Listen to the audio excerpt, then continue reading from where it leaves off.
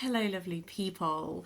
I'm here to tell you all about my 2024 reading stats and set some goals for 2025. And spoiler alert, 2024 was a stonkingly good reading year for me. Dooby dooby dooby dooby dooby dooby dooby dooby dooby doo.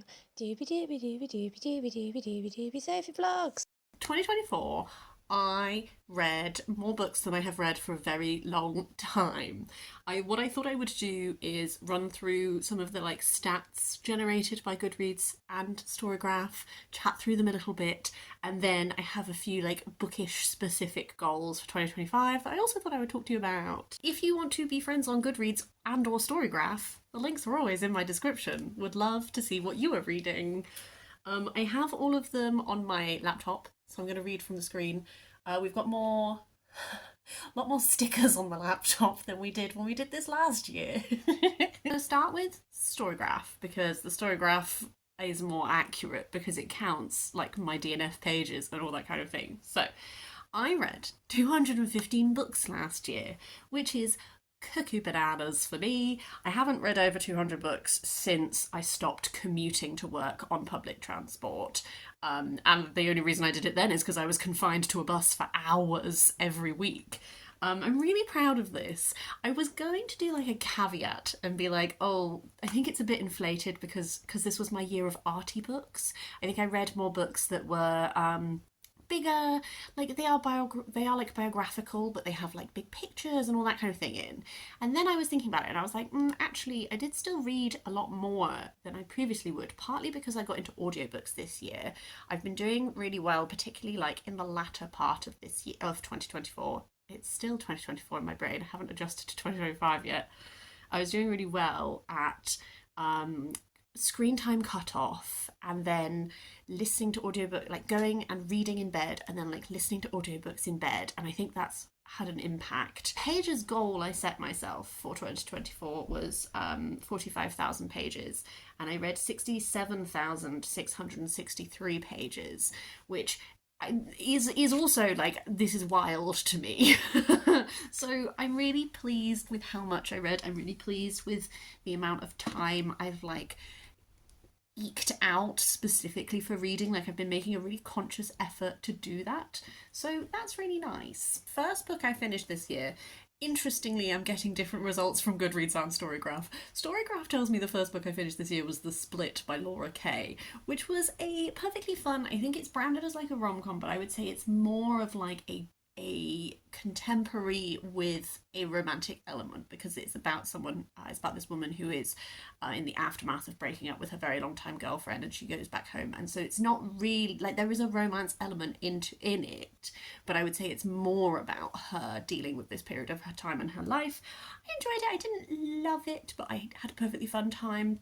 Goodreads tells me that my first book of the year was Dogs at the Perimeter by Madeleine Tien, which I have to say was a bit of a letdown in regards to, in 2023, Do Not Say We Have Nothing by the same author was one of my favourite books of the year. And I think that book is like a masterpiece in like a grief book, a book about music. It's like an intergenerational, looking at these figures whose family have a very complicated sort of interweaving, and it's set largely during the Cultural Revolution in China, and I just think it's a beautiful book. So the Perimeter is exploring like Cambodian history, and I think that her writing is beautiful, but I missed like the depth of characterization that Do Not Say We Have Nothing had.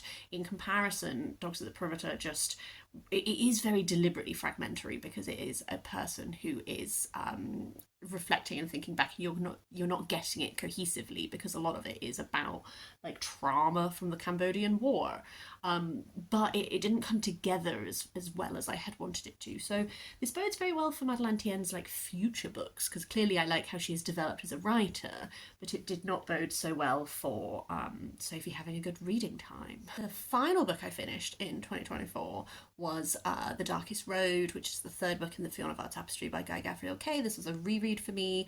I absolutely loved it. It was a 5-star reread. I just cried through the last 100 pages and I had a great time. And I'll talk about it in more depth in my December wrap up part 2, which I haven't recorded yet, so I will curtail this. The genres I spent the most time with in 2024 were history, LGBTQIA, which I maintain is not a genre. Fantasy, historical, and art. This was definitely my year of arty books. I read, I'm gonna say, about 26, 27 based on that graph. So that feels very reflective of like the mood I have been in. My longest book was Don Quixote by Miguel Cervantes, which, as you know, because I talked about it quite recently in my December wrap up part one, did love buddy reading it with Ashley. It's not a classic that I think has my heart, but I feel an accomplishment. It's been a long time since I've read a book that is over 1,000 pages. 1,056, I am informed. And my shortest book was Babette's Feast by Isaac Dinesen, which is a pen name of Karen Blixen, which is only 54 pages. And I read this for Foodie February, which is a readathon that I launched last year with Ashley. So Ashley's tied to both of my longest and shortest books, which is adorable. It's all about reading foodie books, and this was a very short, but it fit the brief very well. The authors I spent the most time with were Louise Erdrich. This was my year of Louise Erdrich. I read 3 of her books, which for me is a lot. I don't reread the same authors very much every year. I tend to reread the same authors over a longer stretch of time. So doing 3 in 1 year is because I've really started to get into her. I read my first Louise Erdrich in 2023, and then I read these 3 this year. I would really love any recommendations for where to go next, because I did not get gifted any Louise Erdrich for Christmas, so I have to make up my own mind.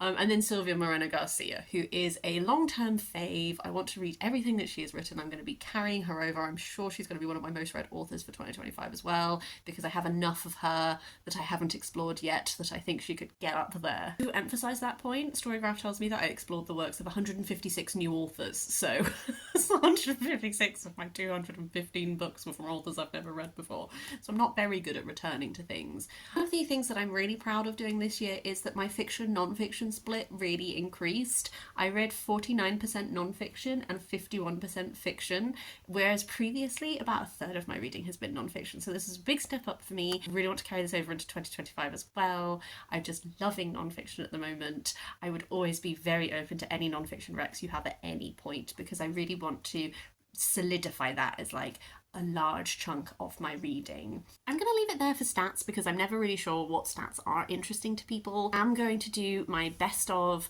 fiction and non-fiction videos soon.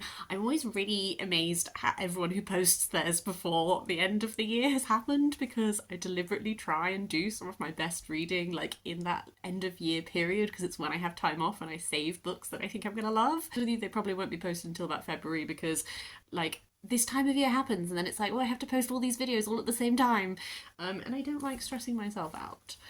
But that will come soon. I have a lot of really good books to talk about, and I'm very excited to record it. Moving on to 2025, I have a few 2025 goals that I thought I would chat through now. One of my goals is to finish 5 book series.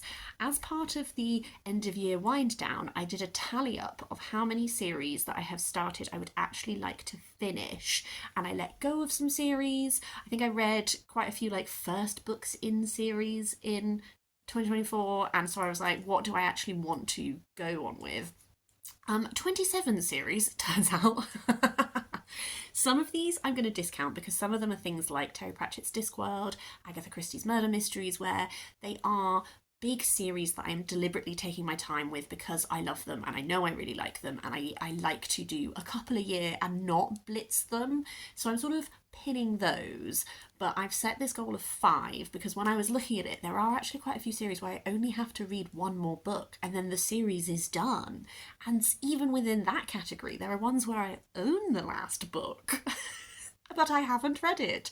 Off the top of my head, this includes Robert Jackson Bennett's Foundryside series. Just have to read the last book for that, and I own it. Becky Chambers, The Galaxy and the Ground Within. Just have to read that, and then that one is done. Stuff like that. So I'm determined. I say this. January, I have read the first book of 2 new series, so I'm doing great. But this is something I'm gonna do it. I promise you. Also want to keep reading bigger books. As I have mentioned already, Don Quixote with Ashley, lovely time. We've decided that we're going to use our buddy reading as an opportunity to tackle big books that we've always wanted to read, and we're going to alternate who gets to pick the book. So Ashley has picked the next book and she's picked The Tale of Genji. We just have to coordinate on what translation we want to get and like buy the book, and then we're going to start doing that. I've also started my year, I've literally like just finished reading The Embarrassment of Riches by Simon Sharma, which is actually just here. This is like a 700 and something page non-fiction about the history of the Dutch Golden Age. Just finished that, feeling accomplished, and have just started The Idiot by Dostoevsky, which is also like 700 and something pages.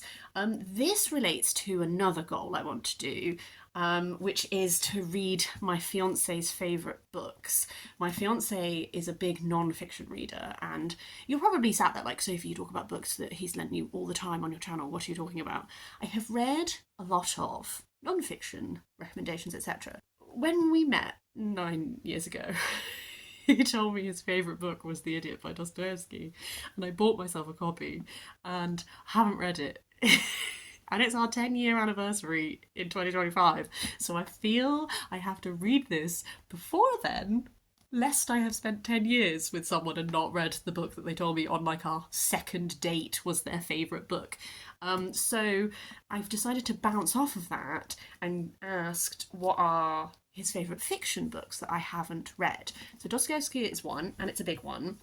Another one that fulfills my reading big books challenge is The Divine Comedy by Dante. What a beast. Never read it. Can't believe that. And then the third one is smaller, but this is Poems by David Ap Gwilym. I'm going to do a whole video that is just dedicated to like reading those, and I'll review them all in the same place. But they kind of tap into this wish I have, which is to focus more on my pages goal than my actual like overall book goal. I always set my book goal to 100 books because it's just a nice round number and I don't like to stress myself out with reading. But I'm really proud of having read a lot of pages last year, so I kind of want to carry that through and like tackle the big books. So if you have big book recommendations that could be future ones that me and Ashley read together, or just big books that you love, like I'm supposed to be reading the books I own, but I would love to hear them. Anyway, I also need to finish my final Reading My Friends' Favourite Books video.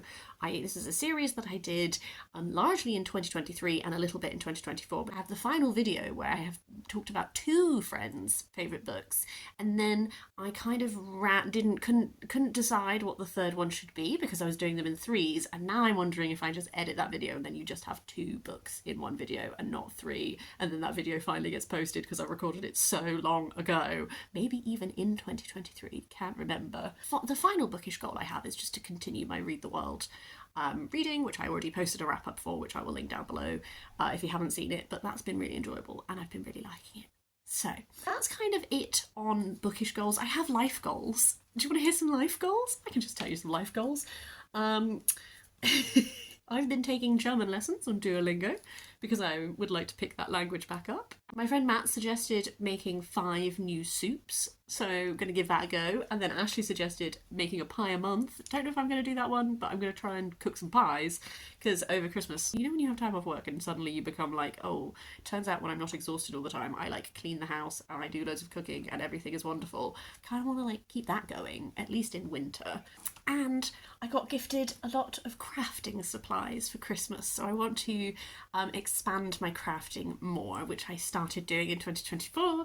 I want to get more into, my mum gifted me a lot of wet felting materials, which I'm really excited to use because I did wet felting a long time ago and I've not revisited it for a long time, and that kind of thing. So I want to do some more creating, so that might eat into reading time, and I need to consciously sacrifice reading time to create other things, and I need to do that because I want to make stuff. That's sort of like my little mini wrap up. I would love to hear from you, like how was your reading year? Do you have any standouts? I'll be posting my favourites soon, I promise. But yes, in the meantime, I hope you're having a lovely day. I will see you next time for something different.